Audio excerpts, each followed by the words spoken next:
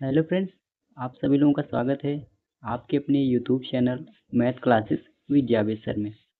तो फ्रेंड्स, आज हम डिस्कस करेंगे 12 अक्टूबर 2024 के मोस्ट इम्पोर्टेंट करंट अफेयर्स के क्वेश्चन। तो आप इस पूरे लेक्चर को लास्ट तक ज़रूर देखिएगा। अगर आप हमारे चैनल पे पहली बार आए हैं तो चैनल को सब्सक्राइब करना ना भूलें। और फ्रेंड्स, इस वीडियो का पीडीएफ आपको हमारे टेलीग्राम चैनल पे मिल जाएगा, जिसका लिंक वीडियो के डिस्क्रिप्शन में दिया गया है। वहाँ से आप इसे इजीली डाउनलोड कर सकते हैं।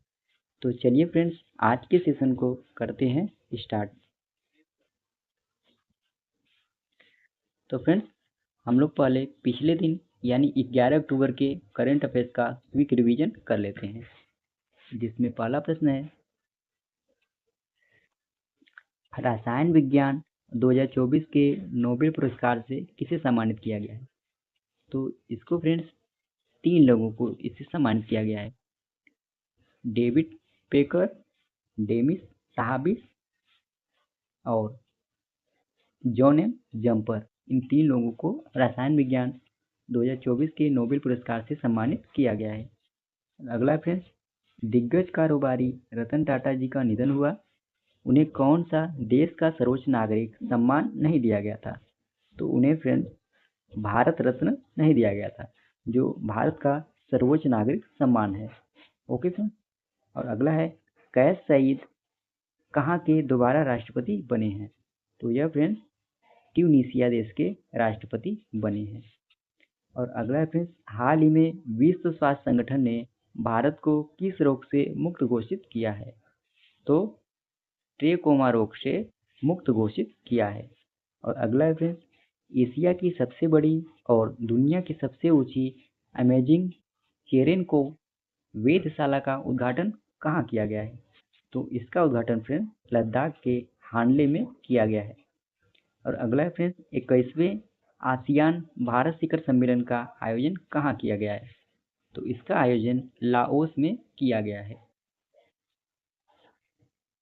अगला फ्रेंड्स, दुनिया का सबसे बड़ा समुद्री विरासत कॉम्प्लेक्स कहाँ बनाया जाएगा? तो इसको फ्रेंड्स गुजरात के लोथल में बनाया जाएगा। और अगला फ्रेंड्स, 38वें राष्ट्रीय खेल 2025 का आयोजन कहाँ किया जाएगा?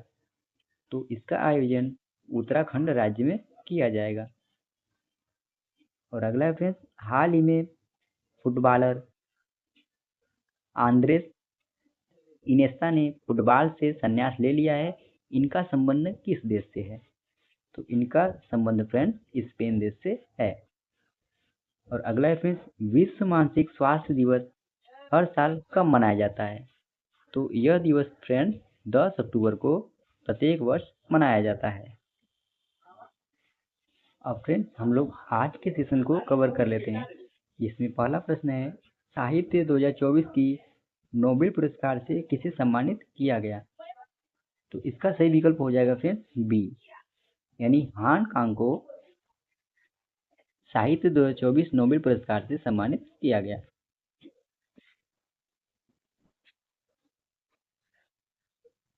आइए विस्तार समझते हैं फ्रेंड्स। साहित्य के क्षेत्र में 2024 के नोबेल पुरस्कार का ऐलान कर दिया गया है। और फिर royal Swedish academy of sciences के द्वारा इस साल यह सम्मान दक्षिण कोरियाई लेखिका हान कांग को दिया गया। और फ्रेंड्स, उन्हें उनके गहन काव्यात्मक गद्य के लिए इन सम्मान से नवाजा गया है। और यह गद्य ऐतिहासिक आघातों और मानव जीवन की नाजुकता को उजागर करता है। और फिर यह भी आप लोगों को पता होना चाहिए कि 2023 में साहित्य नोबेल पुरस्कार किसको दिया गया था?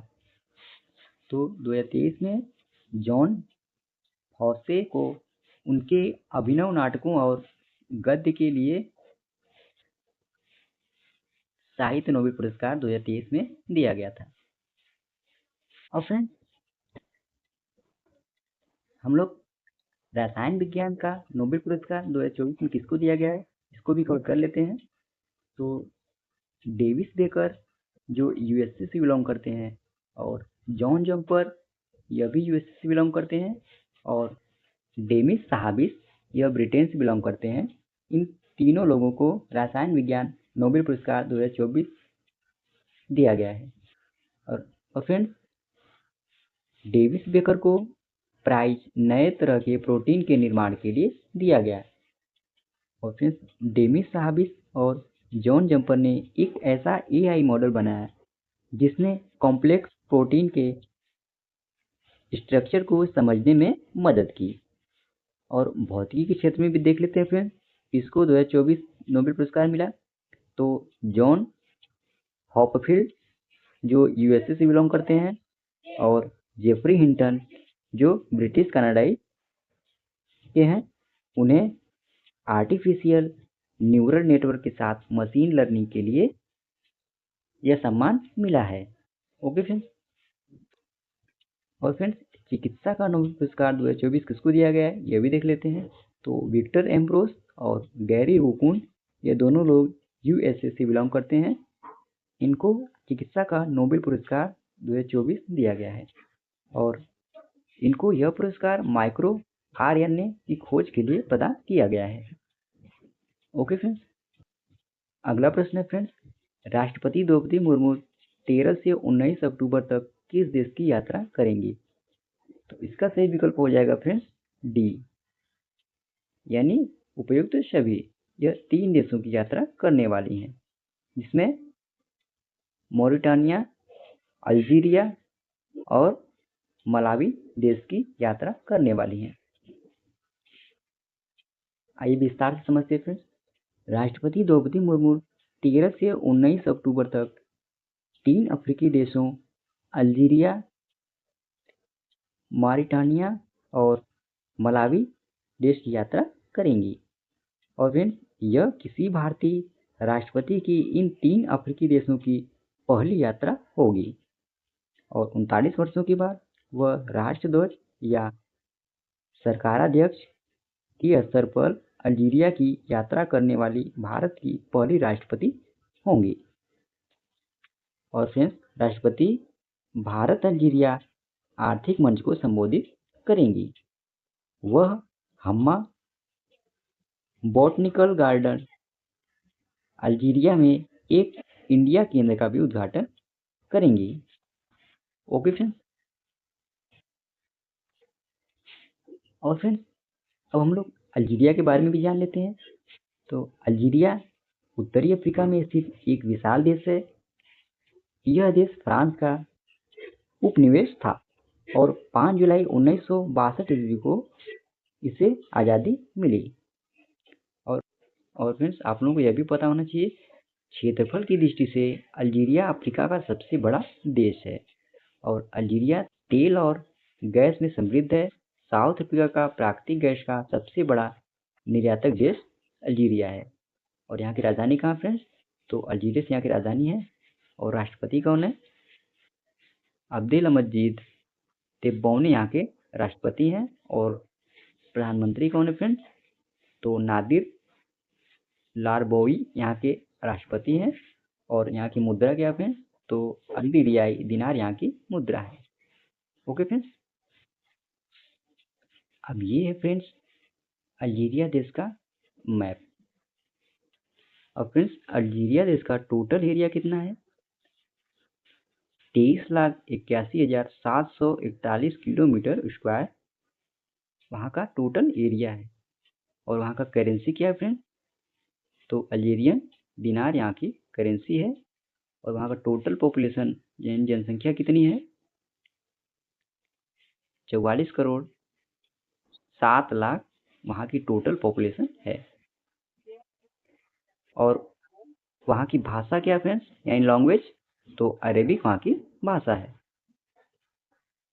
अगला प्रश्न है फ्रेंड्स, अंतर्राष्ट्रीय ऊर्जा एजेंसी क्लीन एनर्जी के लिए किस आईआईटी के साथ सहयोग किया गया? तो फ्रेंड्स, आईआईटी दिल्ली के साथ सहयोग किया गया है, यानी बी ऑप्शन सही हो जाएगा। आइए विस्तार समझते हैं फ्रेंड्स। आईआईटी दिल्ली और अंतर्राष्ट्रीय ऊर्जा एजेंसी ने क्लीन एनर्जी ट्रांजिशन के लिए एक समझौता ज्ञापन पर हस्ताक्षर किए हैं। और MOU का उद्देश्य नीति विश्लेषण, ऊर्जा प्रौद्योगिकी रुझानों पर सूचना आदान प्रदान करना है। और फ्रेंड्स, अंतर्राष्ट्रीय ऊर्जा एजेंसी एक पेरिस स्थित स्वायत्त अंतर सरकारी संगठन है। इसकी स्थापना 1974 ईस्वी में हुई थी। ओके फ्रेंड्स, अगला प्रश्न है फ्रेंड्स, बिहार के किस जिले में दूसरा टाइगर रिजर्व स्थापित किया जाएगा? इसमें थोड़ा मिस टाइपिंग हो गया फ्रेंड्स, आप लोगों को PDF में प्रोवाइड कराया जाएगा।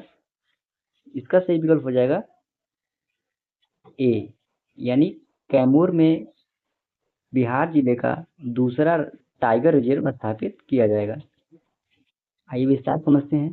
कैमूर वन्यजीव अभयारण्य को बाघ अभयारण्य के रूप में विकसित करने के प्रस्ताव के बाद लिया गया है और केंद्र सरकार ने बिहार सरकार के दूसरे टाइगर रिजर्व को स्थायी मंजूरी दी है।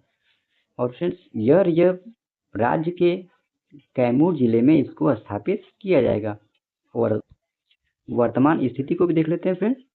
तो पश्चिम चंपारण स्थित वाल्मीकि टाइगर रिजर्व यानी VTR अब तक बिहार का एकमात्र बाघ रिजर्व था।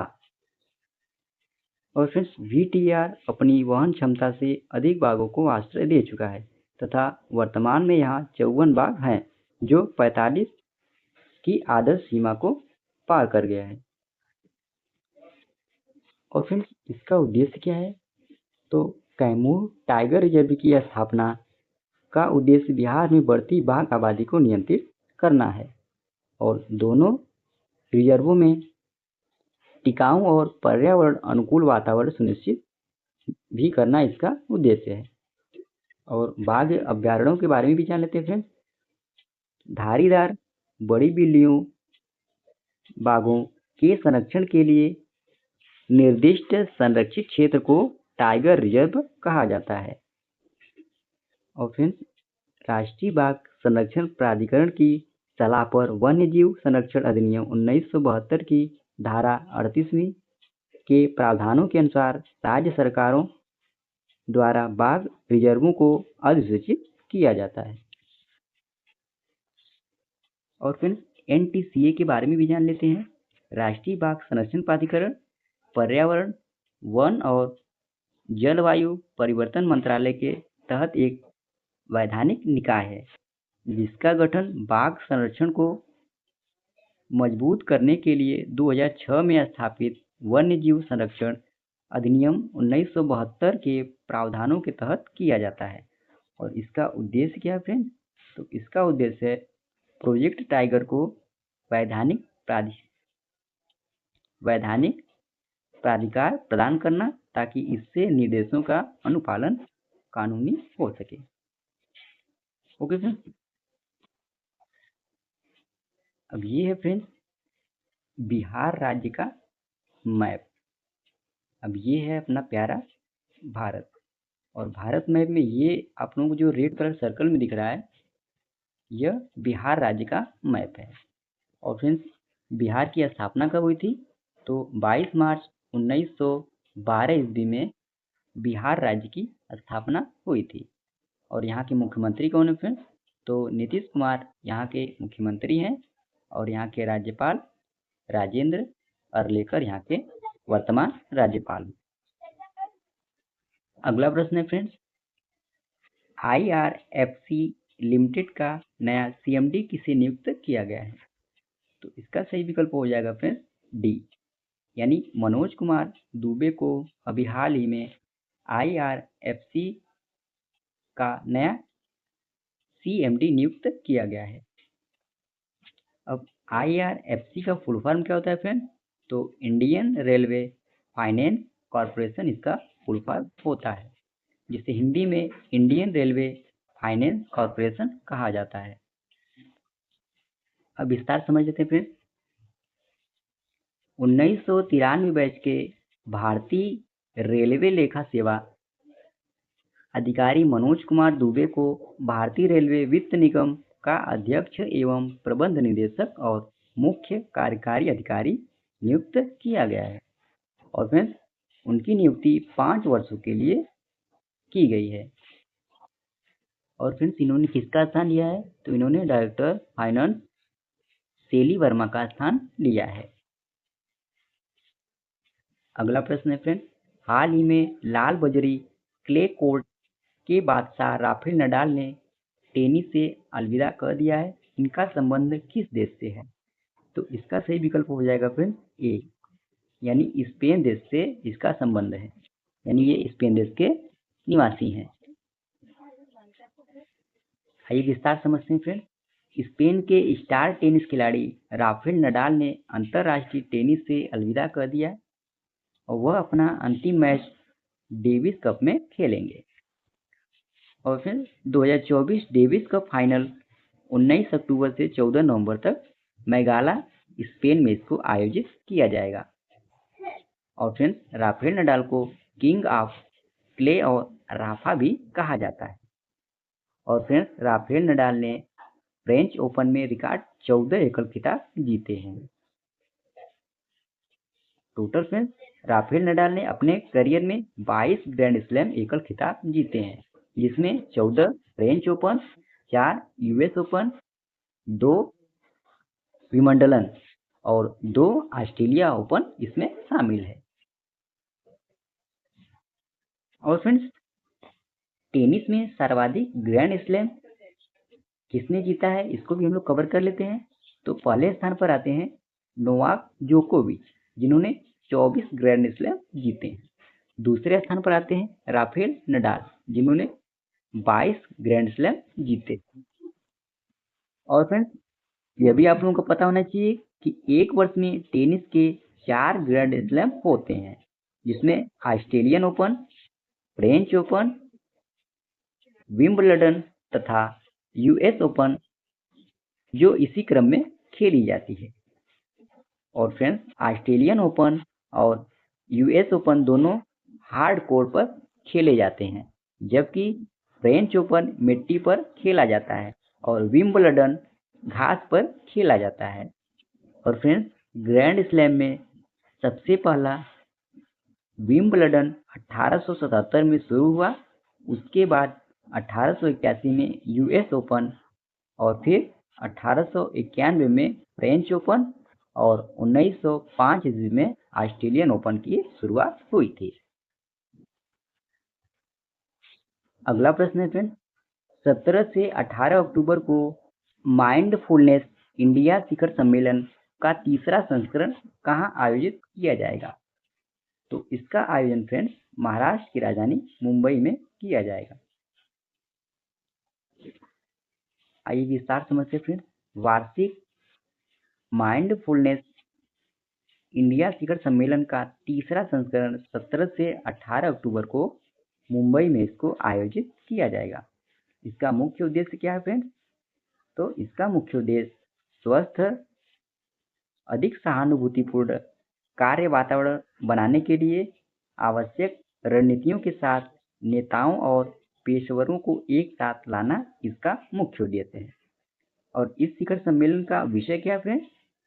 तो इस शिखर सम्मेलन का मुख्य विषय है व्यवधान के युग में आगे बढ़ना।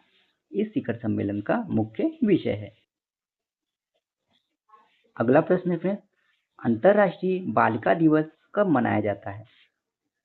इसका सही विकल्प हो जाएगा फ्रेंड्स सी, यानी 11 अक्टूबर को प्रत्येक वर्ष अंतरराष्ट्रीय बालिका दिवस मनाया जाता है। आइए विस्तार समझते हैं फ्रेंड्स।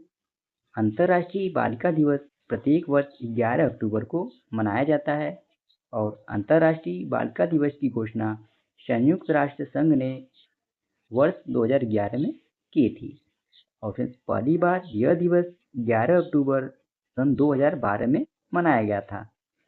और इस दिन कुछ समस्याओं को रोशनी में लाया जाता है जो कम उम्र की बच्चियों को एक अच्छा जीवन पाने में बाधक बनाती है। और बात करें फ्रेंड्स वर्ष 2024 की, इसकी थीम क्या है?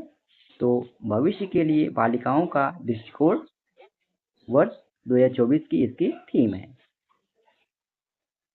अब फ्रेंड्स हम लोग 12 अक्टूबर के करंट अफेयर्स का क्विक रिवीजन कर लेते हैं, जिसमें पहला है आसियान का 44वां और 45वां शिखर सम्मेलन कहाँ शुरू हुआ है। तो यह फ्रेंड्स वियंतियाने में शुरू हुआ है। और अगला है फ्रेंड्स किसे हाल ही में फ्रांस में भारत का अगला राजदूत नियुक्त किया गया है। तो संजीव कुमार सिंगला को भारत का अगला राजदूत फ्रांस में नियुक्त किया गया है। और अगला है फ्रेंड्स ओसामा बिन लादेन के बेटे को फ्रांस देश छोड़ने का आदेश दिया है, उसका नाम क्या है। तो उसका नाम फ्रेंड्स उमर बिन लादेन है। और अगला है फ्रेंड्स आर्कटिक ओपन बैडमिंटन प्रतियोगिता कहाँ शुरू हुई है। तो यह फ्रेंड्स वांटा में शुरू हुई है। अगला है फ्रेंड्स भारत के किस प्राणी उद्यान के लाल पांडा कार्यक्रम को वाजा कंजर्वेशन अवार्ड 2024 के लिए फाइनल लिस्ट में चुना गया है। तो फ्रेंड्स पैजा नायडू हिमालयन प्राणी उद्यान को इस अवार्ड के लिए चुना गया है। अगला है फ्रेंड्स हाल ही में फूल देई महोत्सव 2024 कहाँ शुरू हुआ है। तो यह फ्रेंड्स उत्तराखंड राज्य में शुरू हुआ है। अगला है फ्रेंड्स हाल ही में देश की पहली LNG बस का उद्घाटन कहाँ हुआ है। तो इसका उद्घाटन मुंबई में किया गया है। अगला फ्रेंड्स भारत इस वर्ष किसे एक सार्वजनिक स्वास्थ्य समस्या के रूप में समाप्त करने में सफल रहा। तो ट्रैकोमा रोग को सार्वजनिक स्वास्थ्य समस्या के रूप में समाप्त करने में सफल रहा। अगला फ्रेंड्स हाल ही में नेपाल ने किसे अपनी पर्यटन राजधानी घोषित किया है। तो पोखरा को नेपाल देश ने अपनी पर्यटन राजधानी घोषित किया है। और अगला फ्रेंड्स हाल ही में त्रिनेत्र ऐप 2.0 किसने लॉन्च किया है। तो इसको फ्रेंड्स उत्तर प्रदेश सरकार ने लॉन्च किया है। और लास्ट है फ्रेंड्स हाल ही में किसके द्वारा लिखित पुस्तक वार लॉन्च की जाएगी। तो यह बॉब वुडवर्ड के द्वारा लॉन्च की जाएगी। तो फ्रेंड्स इसी प्रश्न के साथ ही ये आज का हमारा डेली करंट अफेयर्स का सेशन समाप्त होता है। आशा करते हैं आज का आपको सेशन अच्छा लगा होगा। और फ्रेंड्स इस वीडियो का PDF आपको हमारे टेलीग्राम चैनल पे मिल जाएगा, जिसका लिंक वीडियो के डिस्क्रिप्शन में दिया गया है। वहाँ से आप इसे इजीली डाउनलोड कर सकते हैं। और फ्रेंड्स अगर आप हमारे चैनल पे पहली बार आए हैं तो चैनल को सब्सक्राइब करना ना भूलिएगा। तो फ्रेंड्स आज के लिए इतना ही। जय हिंद, वंदे मातरम।